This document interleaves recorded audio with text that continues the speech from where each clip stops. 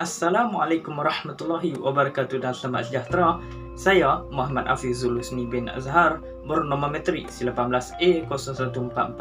Pada video kali ini, kami dari kumpulan I ingin mengetengahkan sebuah kajian kami yang berjudul Cerita Rakyat Pak Kadok memainkan peranan dalam membentuk psikologi kanak-kanak. Ingin tahu lebih lanjut? Ayuh saksikan seterusnya. Pada masa yang sama, beliau telah menjelaskan lagi berkaitan kanak-kanak yang terbahagi kepada dua peringkat, iaitu sebelum bersekolah dan bersekolah rendah, antara usia 0 hingga 12 tahun. Oleh itu, kanak-kanak sememangnya mempunyai psikologinya yang tersendiri, berbeza dengan golongan remaja dan golongan dewasa. Sebagaimana yang kita ketahui, seluruh masyarakat yang ada di muka bumi ini sudah semestinya akan melalui fasa yang dipanggil sebagai kanak-kanak.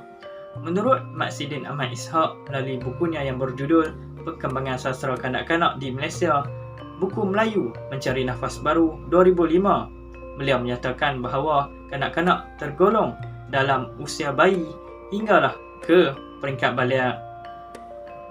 Semakin berlakunya pembesaran terhadap kanak-kanak, semakin itulah psikologi kanak-kanak akan mulai aktif, lalu mempamerkan kepelbagaian ragam dan tindak tanduk mereka.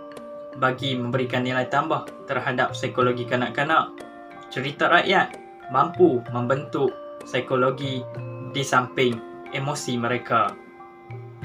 Secara ringkasnya, cerita rakyat merupakan cerita yang tercetus daripada sastra lisan, tak kala kini telah digarap dalam bentuk tulisan dan dipaparkan menerusi kaca televisyen. Cerita rakyat sememangnya syarat dengan nilai dan pemikiran yang diadun oleh nenek moyang kita untuk kepentingan masyarakat terdahulu, malah masih relevan sehingga kini. Oleh itu, video ini akan membongkarkan cerita rakyat yang berjudul Pak Kadok, lantas memberikan peranan dalam menghidupkan psikologi kanak-kanak. Pemikiran dan psikologi kanak-kanak daripada cerita Pak Kadok. Karya sastra kanak-kanak seperti cerita rakyat Pak Kadok dapat mengungkapkan unsur akalia yang bersifat indah. Karya sebegini dapat memadatkan daya rasa sensori atau sensitif mereka. Kanak-kanak dapat belajar pelbagai emosi dan perasaan dari segi psikologi seperti marah, benci, geram, gembira dan teruja. Reaksi positif kanak-kanak dapat dilihat sewaktu mereka membaca buku cerita melalui reaksi muka dan tindakan mereka seperti ekspresi muka, gerak tubuh, senyuman, perasaan ingin tahu, cara berinteraksi dan penghayatan mereka terhadap bahan bacaan sastra tersebut. Bahan sastra kanak-kanak seperti cerita rakyat Pak Kadok biasanya mempunyai gambar yang warna-warni dan mempunyai unsur moral yang tinggi untuk mendidik kanak-kanak. Dari segi pemikiran dan psikologi, cerita Pak Kadok dapat memberi pengetahuan yang baru kepada kanak-kanak. Kanak-kanak yang masih muda mempunyai sifat ingin tahu yang sangat tinggi dan sering menyoalkan tentang sesuatu perkara untuk mengetahui. Mereka juga mengharap kepada penjelasan yang jelas untuk mudah difahami. Pada masa yang sama, mereka juga memerlukan bahan bacaan yang sesuai dan mampu menarik perhatiannya. Cerita Pak Kadok sangat menarik untuk dibaca dan sesuai bagi kanak-kanak. Cerita Pak Kadok juga memberikan gambaran masyarakat Melayu dahulu yang mempunyai budaya yang tinggi. Justru, 5 prinsip psikologi humanistik iaitu keperluan fisiologi, keperluan keselamatan, keperluan kasih sayang dan keperluan terhadap harga diri dan keperluan terhadap kesempurnaan diri dan berupaya untuk mensahihkan kebenaran dan sikap positif watak dan perwatakan menerusi cerita jenaka Melayu. Contohnya, kajian ini fokus kepada watak utama iaitu Pak Kadok yang mempunyai perwatakan positif seperti mempunyai nilai hormat menghormati. Sebagai buktinya, Pak Kadok menghormati raja dan sanggup menukar ayamnya si Kunani dengan ayam raja atas perintah. Selain itu, perwatakan positif juga dapat ditunjukkan menerusi isteri Pak Kadok. Dia mempunyai nilai kasih sayang yang sangat tinggi. Nilai-nilai yang baik ini telah ditunjukkan menerusi perwatakan positif yang dapat memupuk akhlak yang baik serta membentuk psikologi dan jiwa yang positif bagi kanak-kanak. Selain itu, cerita Pak Kadok dapat memberi pengalaman yang baru kepada kanak-kanak. Kanak-kanak yang mempunyai sifat ingin tahu yang tinggi pastinya gemar untuk mendapat pengalaman yang baru. Dari segi psikologi, ini adalah kerana pemikiran kanak-kanak tidak bersifat statik. Kanak-kanak dapat pengalaman baru melalui pembacaan cerita Pak Kadok. Melalui imajinasi, kanak-kanak dapat merasakan sendiri bagaimana suasana, situasi dan perasaan jika mereka berada dalam posisi watak-watak yang terdapat dalam cerita Pak Kadok. Pengalaman baru seperti ini dapat mengajar nilai positif dan ilmu pengajaran kepada kanak-kanak. Ini juga dapat mencungkil bakat pemikiran kanak-kanak untuk supaya membolehkan mereka berfikir secara luas dan positif. Di samping itu, cerita Pak Kadok juga mewujudkan imajinasi kepada kanak-kanak. Berdasarkan psikologi dan pemikiran, kanak-kanak suka berimajinasi dan asyik berimajinasi terhadap sesuatu perkara yang disukai oleh mereka. Dunia imajinasi kanak-kanak sangat berwarna-warni dan penuh dengan kegembiraan dan keseronokan. Cerita Pak Kadok mempengaruhi kanak-kanak untuk berimajinasi dan menjadi watak yang mereka suka. Dari segi psikologi kanak-kanak juga, cerita Pak Kadok sangat kreatif dan mempunyai unsur imajinasi yang tinggi untuk dibaca, dihiburkan dan dinilai oleh kanak-kanak. Dengan adanya daya imajinasi, kanak-kanak dapat dipertingkatkan semangatnya.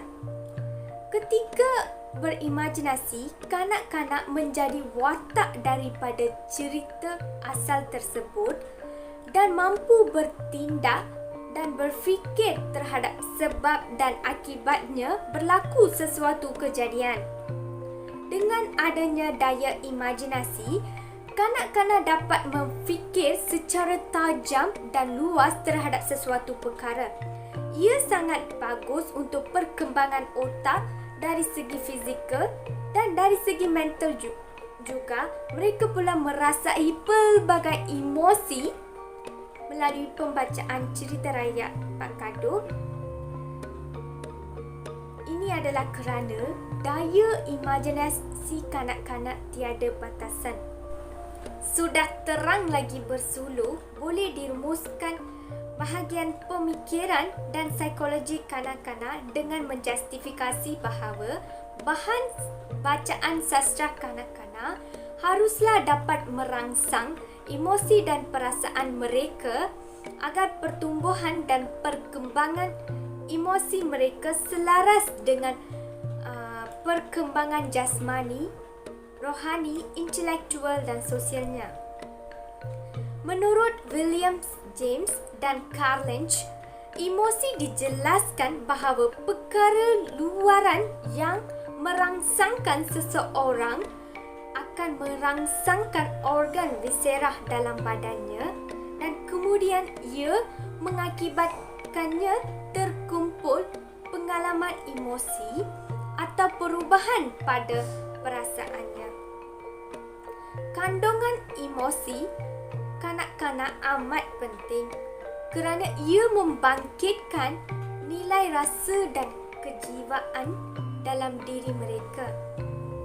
Cerita rakyat seperti Pak Kadok haruslah dapat disampaikan dalam bentuk bahan bacaan kepada kanak-kanak secara berkesan supaya mereka dapat belajar dan mengetahui ilmu pengajaran serta nilai-nilai positif. Nama saya Puteri Nur Anis Balkis binti Aziz, nombor matrik C18A0375. Saya akan membincangkan tentang nilai murni dalam Pak Kadok yang memainkan peranan terhadap psikologi kanak-kanak. Nilai hormat menghormati. Menurut Muhammad Firdaus Cik Yaakob 2015, nilai hormat menghormati merujuk kepada sikap seseorang yang berbudi pekerti dengan tingkah laku yang mulia dan lemah lembut. Menurut Kamus Dewan 2016, raja dapat ditakrifkan sebagai orang yang mengetuai dan memerintah sesuatu negara. Dalam cerita rakyat Pak Kadok sangat menghormati raja di mana Pak Kadok sanggup menukarkan ayamnya si Kunani dengan raja di atas perintah baginda. Nilai hormat menghormati yang ditunjukkan ini telah membentuk psikologi kanak-kanak dengan mencetuskan perasaan supaya kanak-kanak ini teruja untuk menunjukkan rasa hormat kepada orang sekeliling berdasarkan apa yang dilihat menerusi kelakuan orang sekeliling. Sikap Pak Kadok ini jelas dapat mempengaruhi kanak-kanak untuk menghormati orang sekeliling seperti ibu bapa, keluarga, guru dan rakan-rakan. Nilai kasih sayang. Menurut Hashim Musa 2008, nilai kasih sayang ialah kewujudan sesuatu perasaan menyintai sesama manusia demi mewujudkan ikatan perhubungan yang akrab. Dalam cerita rakyat Pak Kadok dapat dilihat menerusi kasih sayang seorang isteri kepada suami di mana Mak Siti menyediakan makanan kepada Pak Kadok setiap pagi. Nilai kasih sayang yang ditunjukkan telah membentuk psikologi kanak-kanak dengan mencetuskan perasaan sayang, cinta, suka oleh kanak-kanak terhadap sesuatu perkara yang membentuk jiwa positif.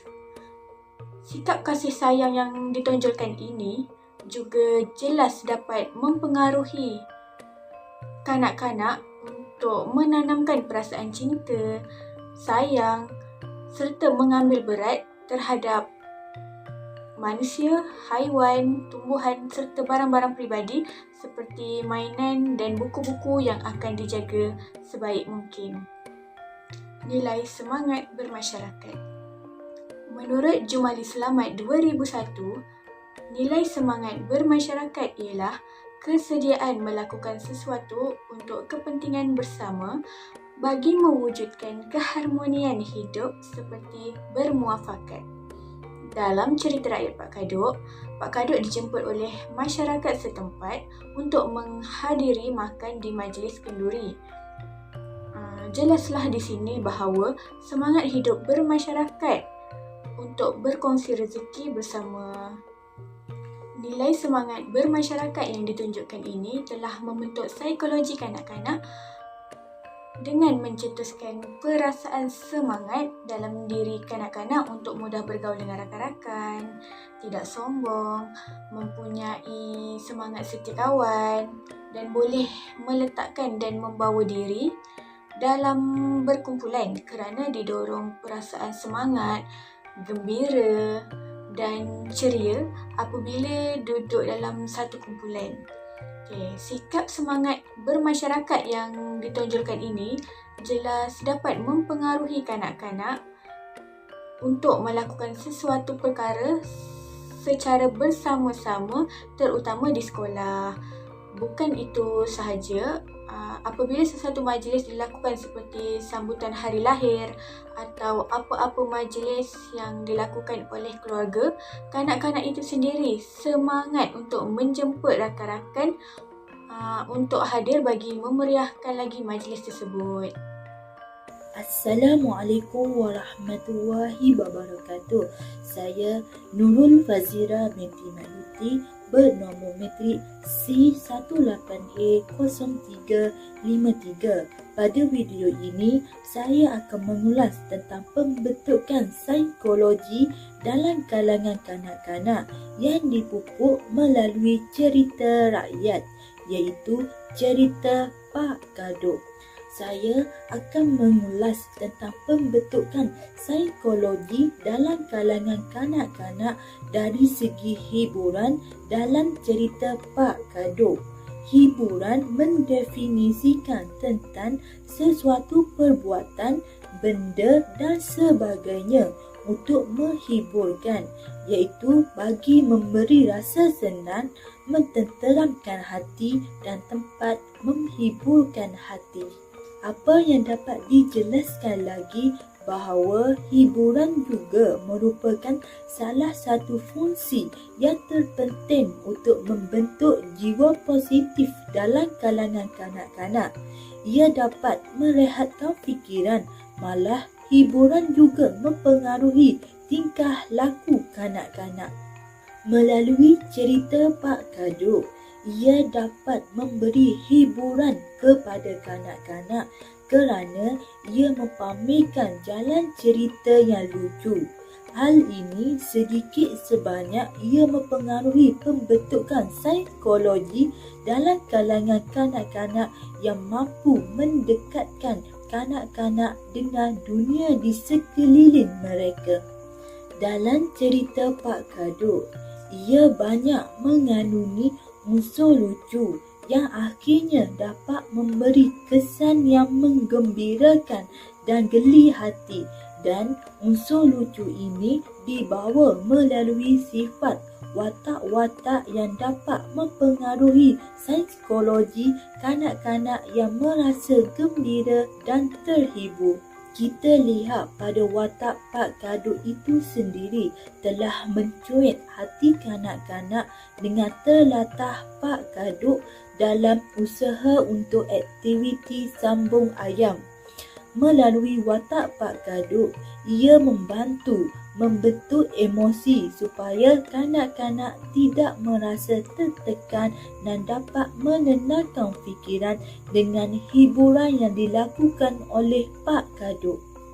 Selain itu, hiburan dalam cerita Pak Kadok juga telah membawa nilai-nilai moral yang mampu mendidik kanak-kanak supaya jangan cepat mempercayai kata-kata orang, seperti sikap kebodohan Pak Kadok melalui hiburan telah memberi kanak-kanak berfikir dengan jelas tentang kesan yang akan menimpa diri sekiranya tidak berfikir dahulu sebelum bertindak. Hiburan yang dilihat dalam cerita Pak Kadok juga dapat dilihat ketika Pak Kadok bersorak gembira sehingga pakaiannya tertanggal dari tubuh badan dan telah memberi rasa terhibur untuk kanak-kanak.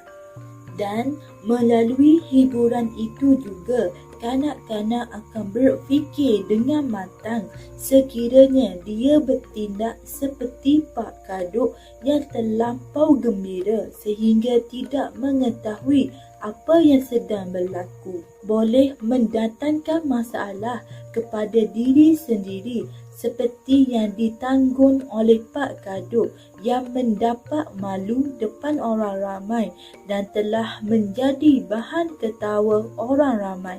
Melalui peristiwa itu, kanak-kanak akan berfikir untuk tidak melakukan perbuatan sama macam Pak Kadok supaya nanti diri tidak akan dapat malu depan orang ramai. Oleh itu, ia mampu memberi sudut pandangan yang positif untuk kanak-kanak supaya kanak-kanak dapat menjaga tingkah laku mereka. Di samping itu, hiburan dalam cerita Pak Kadok juga salah satu cara kanak-kanak untuk melepaskan ketegangan dalam kehidupan seharian atau sebagai cara membayangkan apa yang akan terjadi sekiranya melakukan apa yang tersemak di dalam hati. Dari segi pembentukan psikologi dalam kalangan kanak-kanak, dari segi mengawal emosi marah. Jangan disebabkan marah sanggup melakukan kekejaman. Di sini, kanak-kanak akan mudah berasa tersentuh dan dalam hati kanak-kanak juga akan tersemak dengan nilai kasih sayang. Seterusnya, hiburan juga dilihat dapat membantu pembentukan psikologi dalam kalangan kanak-kanak untuk berfikir secara betul untuk menolak kejahatan secara tidak langsung. Oleh itu, melalui cerita Pak Kado inilah dapat membentuk kesan simpati dalam diri kanak-kanak. Malah pada tahap perkembangan tertentu juga ia mampu memberi pengajaran dan pelajaran untuk kanak-kanak tentang apa yang betul dan apa yang salah. Melalui cerita Pak Kado ini juga dapat membantu merehatkan minda kanak-kanak melalui hiburan-hiburan yang terdapat dalam watak dan peristiwa dalam cerita Pak Kado. Tambahan pula, melalui hiburan yang dipaparkan dalam cerita Pak Kado, inilah berlaku pembentukan psikologi dalam kalangan kanak-kanak yang adanya nilai rasa melalui perubahan emosi dalam diri kanak-kanak melalui pelbagai jenis ekspresi emosi yang ditampilkan. Jelaslah bahawa hiburan dalam cerita Pak Kado telah membantu pembentukan psikologi dalam kalangan kanak-kanak yang ke arah kebaikan. Pembentukan psikologi dalam kalangan kanak-kanak juga seiring dan seimbang dengan perkembangan jasmani, rohani, intelektual dan sosial. Itu sahaja ulasan saya pada video kali ini. Sekian, terima kasih. Assalamualaikum warahmatullahi wabarakatuh. Nama saya Nurizzati Binti Nordin. Nombor matrik C18A0372. Saya akan mengupas berkaitan dengan pengajaran dalam cerita Pak Kado. Pengajaran yang pertama iaitu kita janganlah terlalu mudah mempercayai orang lain. Hal ini kerana tidak semua orang boleh dipercayai walaupun mempunyai kedudukan atau darjat yang lebih tinggi. Contohnya, Pak Kado mudah mempercayai Raja Indrasari dengan menukarkan ayamnya dengan baginda tanpa Pak Kado sedar bahawa dirinya telah ditipu oleh raja tersebut. Dari segi psikologi, kanak-kanak mudah mempercayai orang asing jika mereka diberi sesuatu yang menarik seperti gula-gula, anak patung dan sebagainya tanpa mereka sedar bahawa diri mereka dalam keadaan bahaya. Jelaslah, kanak-kanak akan dapat mengasah akal dan fikiran mereka untuk membezakan antara yang baik dan yang buruk. Pengajaran yang kedua iaitu kita haruslah mengelakkan daripada amalan berjudi. Hal ini kerana amalan berjudi ini akan membawa kerugian dalam hidup. Contohnya, ayamnya menang, kampung tergadai. Dari segi psikologi, kanak-kanak akan mudah terpengaruh dengan perkara yang buruk dan memberi kesan yang mendalam terutamanya kepada pemikiran, personaliti dan emosi kanak-kanak tersebut. Jelaslah perkara yang negatif ini perlu dielakkan agar dapat terhindar dari kerugian dan kemudaratan dalam hidup. Pengajaran yang ketiga iaitu kita haruslah bertindak secara bijaksana. Hal ini kerana dapat menghindari daripada penyesalan di kemudian hari. Contohnya, ada nasi dicurahkan, awak pulang kelaparan. Dari segi psikologi pula, kanak-kanak akan menjelajahi dunia mereka dengan cara yang bebas dan ibu bapa perlu memainkan peranan penting dengan memastikan kanak-kanak melakukan tindakan yang bijaksana agar dapat terhindar daripada perkara yang tidak diingini. Jelaslah sesuatu tindakan yang bijaksana ini mampu mengelakkan diri daripada kekesalan di kemudian hari. Pengajaran yang keempat iaitu kita haruslah sabar dengan ketentuan takdir. Hal ini kerana tidak semua perkara yang kita minta akan dapat mengikut ketentuan yang ditakdirkan.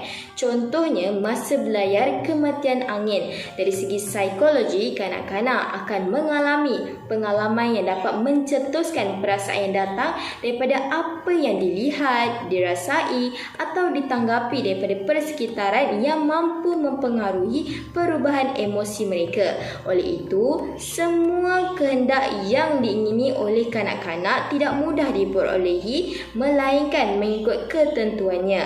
Jelaslah ketentuan takdir ini tidak dapat dijangka dalam hidup tatkala berhadapan dengan sesuatu situasi atau keadaan tertentu. Pengajaran yang kelima iaitu kita mestilah merancang sebelum melaksanakan sesuatu perkara. Hal ini kerana perancangan yang rapi akan memudahkan sesuatu urusan. Contohnya mudik menongkah surut, hilir menongkah pasak. Dari segi psikologi, kanak-kanak akan mengikut setiap perancangan yang telah ditetapkan oleh ibu bapa mereka untuk merangsang pengalaman, tingkah laku serta perubahan emosi kanak-kanak yang dapat dilihat melalui ekspresi wajah, cara berinteraksi dan bagaimana mereka melayani kehendak diri sendiri. Jelaslah sesuatu perancangan yang teratur ini mampu mewujudkan tindak balas yang positif dalam perkembangan kanak-kanak.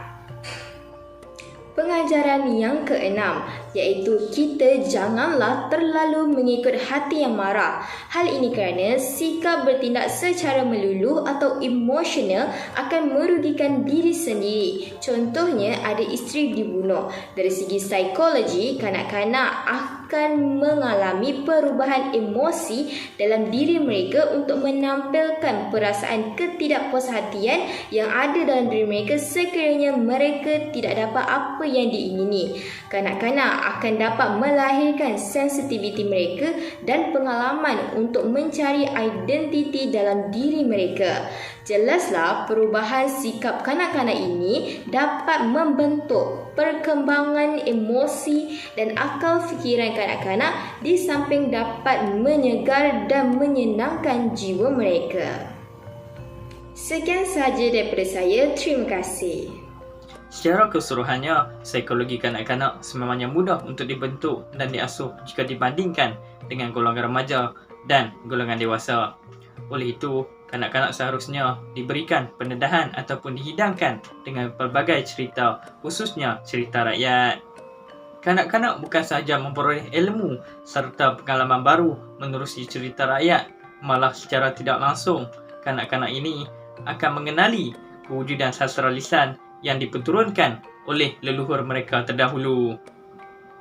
Sehubungan dengan itu, melalui cerita Pak Kadok sudah semestinya mampu membentuk psikologi kanak-kanak ke arah yang lebih bermutu.